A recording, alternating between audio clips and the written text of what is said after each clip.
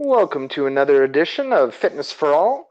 It is a podcast put on by Liebert Fitness, and I'm your host, Cam Jenkins. And on this week's show, we have Tevin Cherry. Welcome to the show, Tevin. Welcome. Thank you, Cam, and I'm glad to be a part of the Liebert Fitness for All podcast. Absolutely. We were really looking forward to having you. So it's about time that you got on here. And yeah, let's get started. I first wanted to point out that I think it was yesterday or today. I saw you using some of the Ebert fitness equalizers.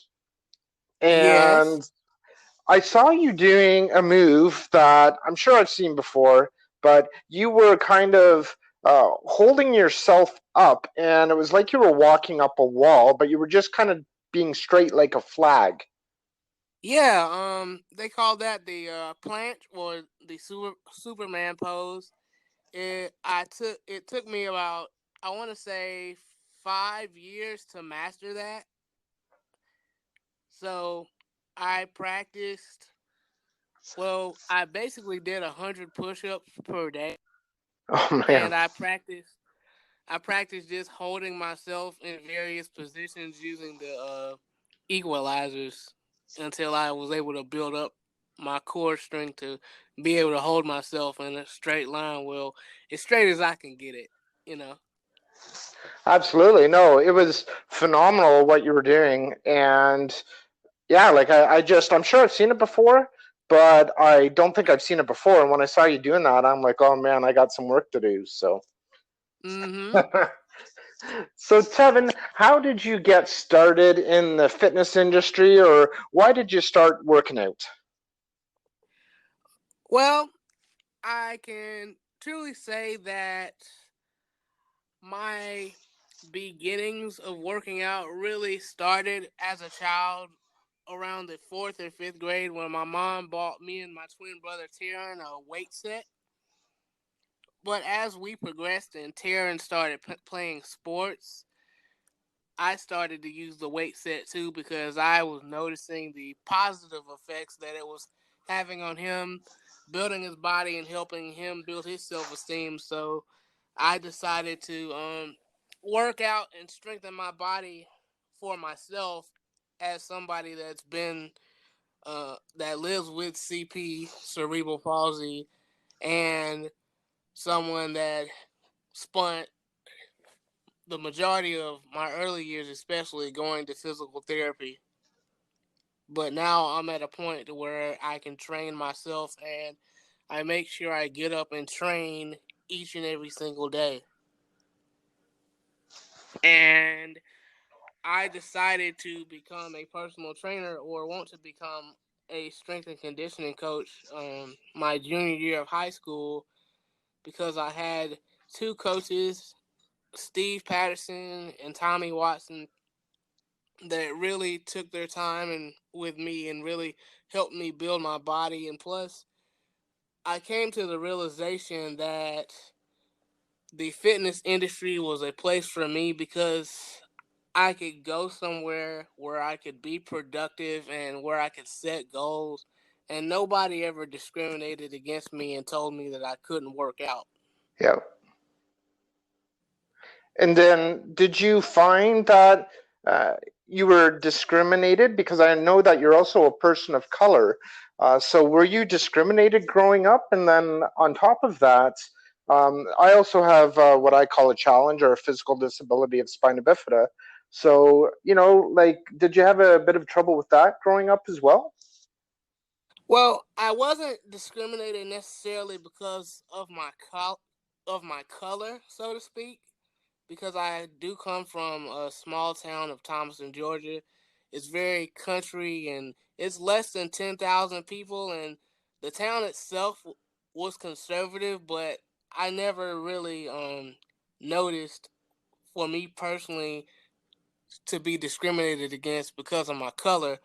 But I was discriminated against in certain areas when it came to dealing with situations in the classroom and I even was going back and forth between riding the regular bus and the special education bus because I had one bus driver tell me that I couldn't ride on his bus and that I was going to have to ride the other bus. And my mom having to come down to the bus stop each and every single day to make sure I got on the bus. But eventually she ended up taking me to school, and somehow the kids that rode that bus found out how bad or what or figured out what the driver was saying to me, and they ended up just basically trashing his bus. Oh man. And for the people that kind of stood up for you, or how did that make you feel? I felt honored and really glad that I grew up with kids that always looked out for me. But because it was a real funny thing.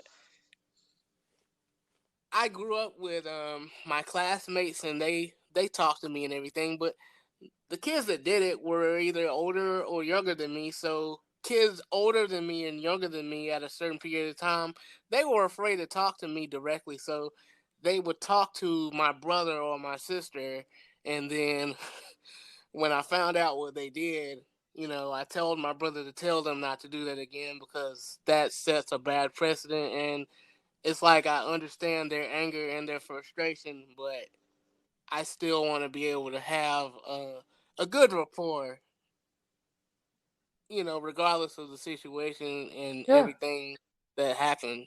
absolutely.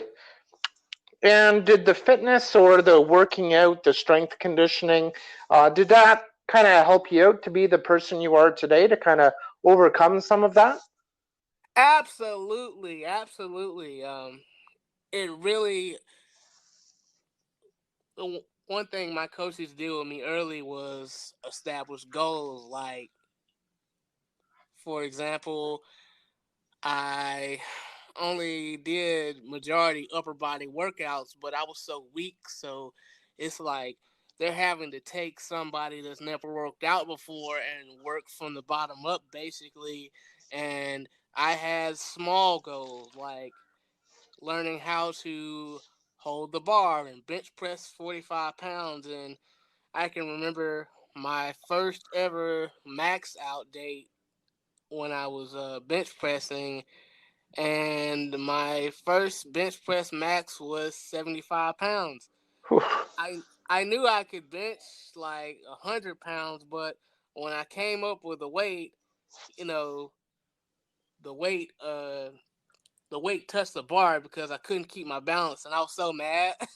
But my brother, he hit me on the head, he rubbed my head and told me, we know you can do better than that. You just got to learn how to balance and control the bar. And he was very instrumental, and a lot of the guys I grew up around with, they were very instrumental in really building that foundation in me early. And I know that you are a certified personal trainer. Do you want to talk a little bit about that experience and how you got that? Man, I that is a crazy experience. Let's hear about it. Yeah, it all started in March when the pandemic first really hit, and when things were really shutting down, and I was still at work at the time. And I was talking I was talking to somebody that was close to me at the time, and I was explaining like, hey, I don't have that many expenses. Let me go ahead and try to go ahead and knock this out of the way. Yep. So I'm like, let me give them a call and set up my package and just make payments. I was just trying to get the smallest or cheapest package that they had, and it was for about $500. So I was gonna pay like $25 every 2 weeks, basically $50 a month Yep. for the course.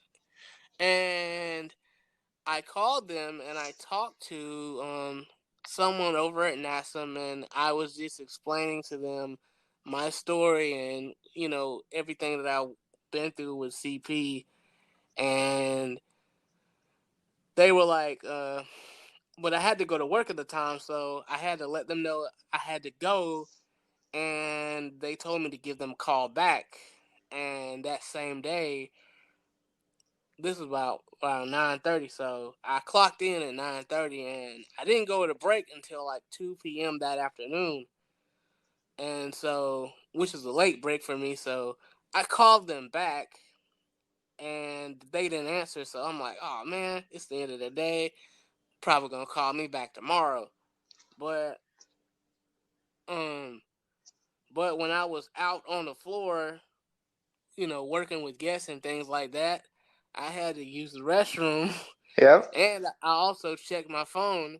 And in the midst of me going to the bathroom, they called me back, and I had to stay in the bathroom a little bit longer so I could check my messages and really talk to them. And when they called me back, then they was like, Tevin, we could not help but overhear your story. We had to look you up, and they were like, man, your YouTube videos and your YouTube channel is awesome, man.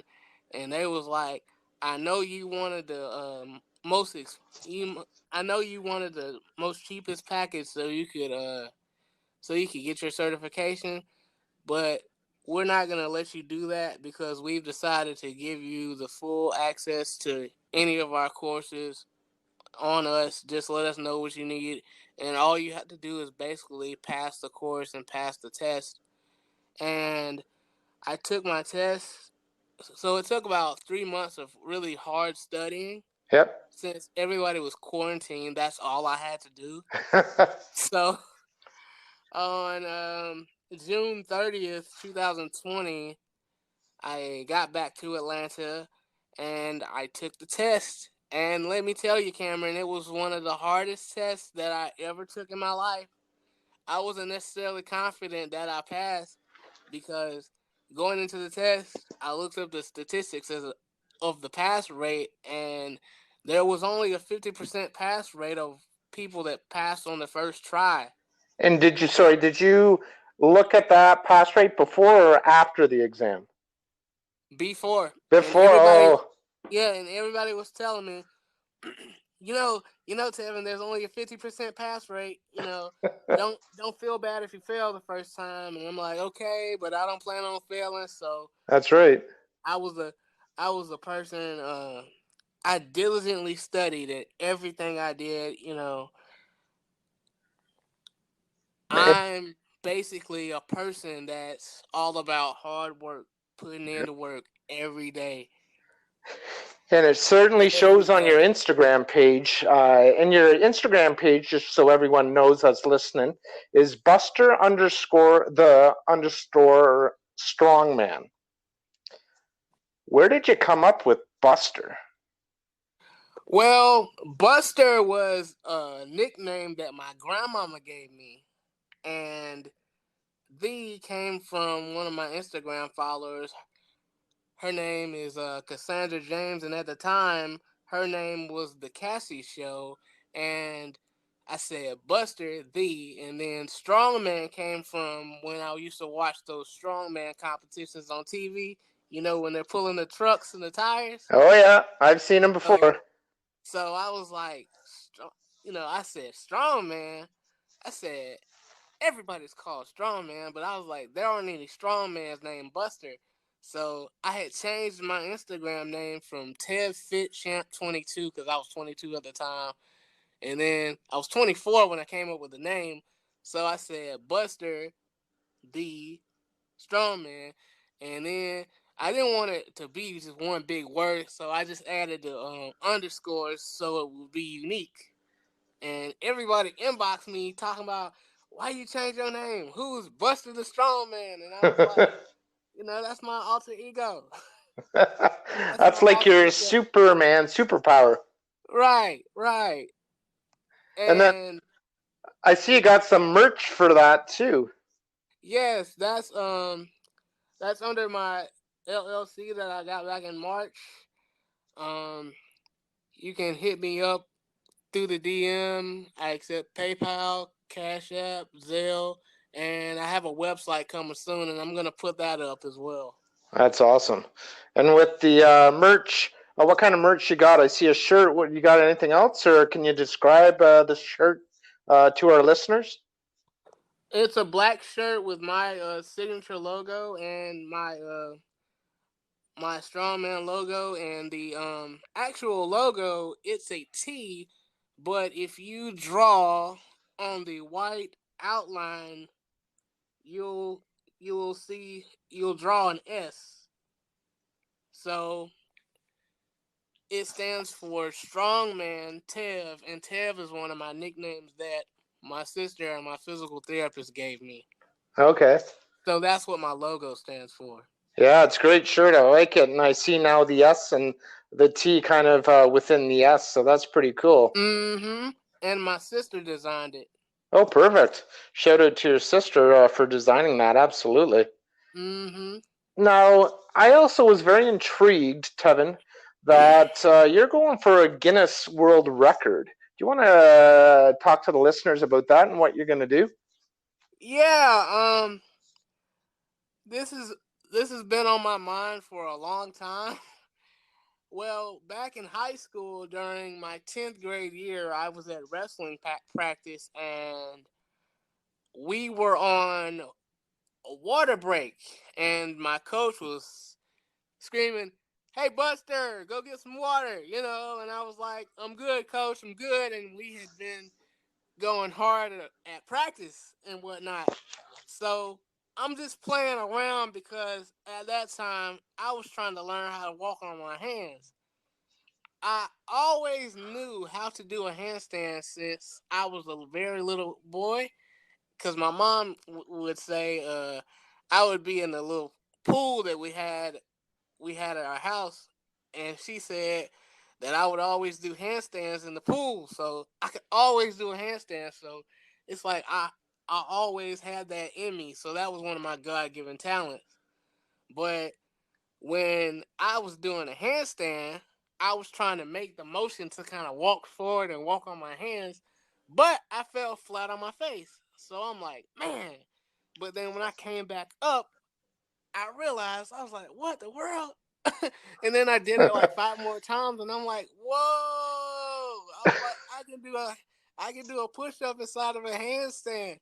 So, you know, I've never told this story to anybody, so this is the first time I'm telling this story. Like when we used to go to wrestling events, and everybody be warming up. One thing we used to do to intimidate teams and make them think that we were better than we actually were, and we were damn good now. I used to go to the center of the map or wherever tournament we were at, and I would just drop down, hit like 10 handstand push ups. And I could just, you know, I could just see everybody's eyes just widen. And then, you know, when we go wrestle against certain teams, it's like that struck fear factor in them. And it was crazy because I was like, I never believed that something like that would have an impact on people, you Yeah, know? that's So, that's so that's unbelievable. where it came from. Yeah, And and I saw the world record breaker break the record on YouTube back in 2015, and I was talking to my best friend Brandon Foster about it, and he was like, "Hey man, you gotta break the record. You gotta break the record." And I was training and stuff, and then I got a full-time job, and I got kind of stopped, and then I got back started with my workouts and things like that, and but it always stayed in my mind. So I saw I saw his name again, and then I Googled. I was like, "What's the handstand push-up record?" And it still had 27, but he did a little dig. He did a little bit more digger deeping last week, and the record is now 37 handstand push-ups in a whew, minute, and I am currently at 18 in a minute. So I feel like the record is feasible because I've been working on my movement and my balance for especially over the past year.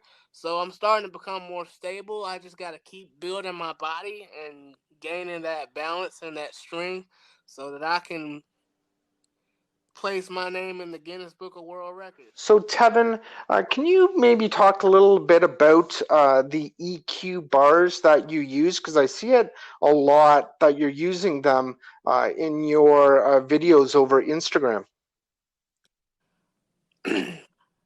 First and foremost, the EQs are my favorite pair of bars to use. I've kind of been so loyal to the brand for about 7 years that I'm kind of hesitant when I use other bars. I don't even want to record myself, and I'm not using Liebert Fitness Equalizers because I feel like I'm so much a part of the family, and I do consider myself a ambassador or an advocate or a affiliate, so to speak. And that's perfect. And when did you start using the EQs? Do you remember the first time you used them? Well, actually, yes.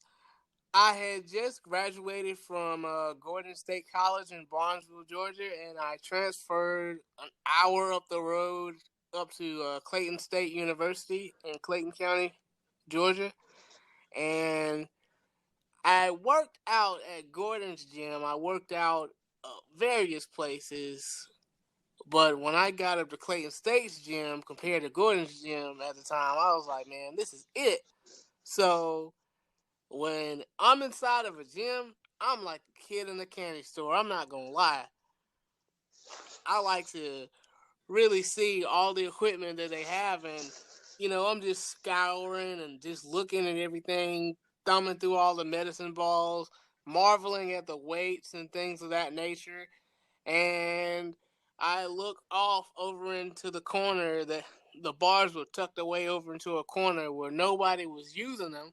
So I'm like, hey, what are these? So I grab them and I just start holding on to them and holding on, doing some squats, doing some push ups, and just various movements. And it was at the beginning of that school year. I want to say 2013, 2014. So I was like,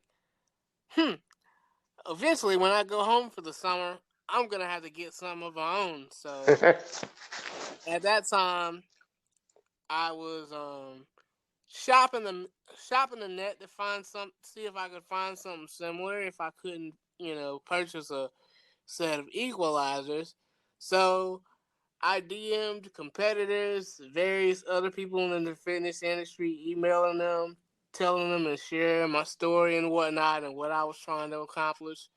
But nobody responded. So I finally decided to look up Mark's information and I really reached out on a whim and I told him, "Hey, I really like the look of your EQs or your bars. I'm trying to walk on my own. I'm trying to exercise more effectively. Please reach out to me about purchasing your product. Let me know. And he sent me this heartfelt email telling me how touched he was by my story and that he would do whatever he needed to necessary to make sure that I purchased the product. So about maybe a week later, he emailed me a promo code that I kept.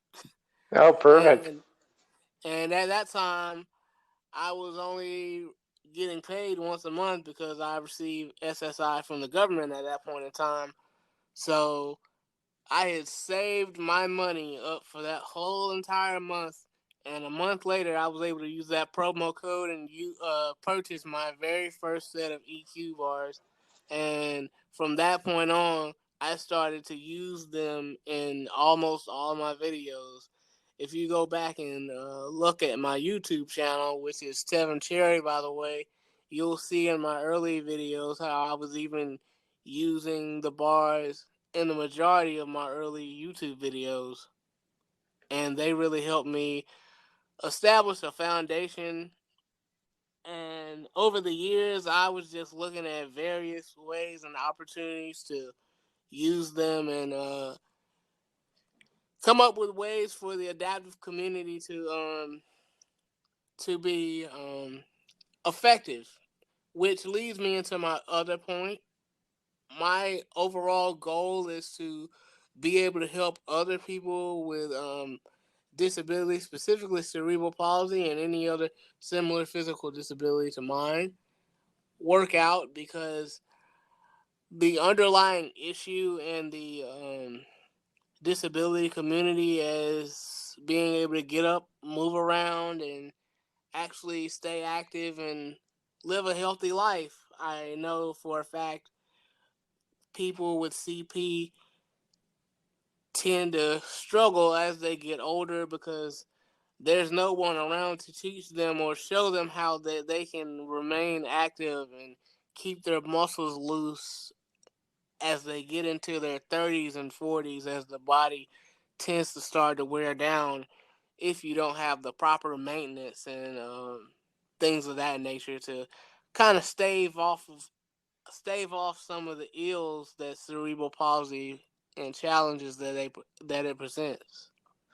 Oh, absolutely. And like I said, I'm a person with a disability as well, and I have spina bifida. And, I find it hard to find the motivation to kind of move up and move around and all that stuff as well. So, it's been a pleasure speaking with you, Tevin, and I'm certainly going to be following you, and hopefully you can help to motivate myself to get off my A double dollar signs and get some movement into me too. So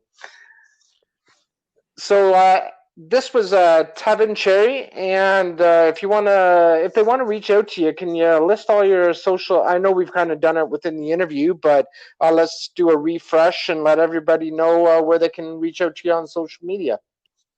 Okay, guys, if you want to reach out to me on LinkedIn and Facebook, you can find me by my first and last name, Tevin Cherry. You spell that TevinCherry. You can also find me on Twitter at Buster the Strong. My handle again on Twitter is Buster the Strong. And on Instagram, where I post most of my updates, you can follow me at Buster the Strongman. And you spell that Buster underscore the underscore strongman, and you'll be able to follow me there. And I'll be posting like daily workout videos and weekly workout videos. I also collaborate with GLS Training Systems, Go to Movement Systems, and I'm always putting up my weekly Go to Groundwork workouts. And if you guys want to follow my progress, you can hit me up on there. And thank you, Cameron. And I want to thank everyone at the Liebert Fitness family for following me. And I'm so thankful for all the support that I have on my journey. And I will not I will not forget you guys. You guys will always have a special place in my heart. Oh, and you have a special place in our heart as well. And the thing, I can't speak for everyone else, but I really enjoy surrounding myself with people that are, positive and that are always working towards goals. And you certainly do that in spades. So well done, Tevin. Thank you so much. Not a problem. And we're certainly going to have you on the podcast again. Once again, this was Tevin Cherry, and you've been listening to the Fitness for All podcast, and it's brought to you by Liebert Fitness.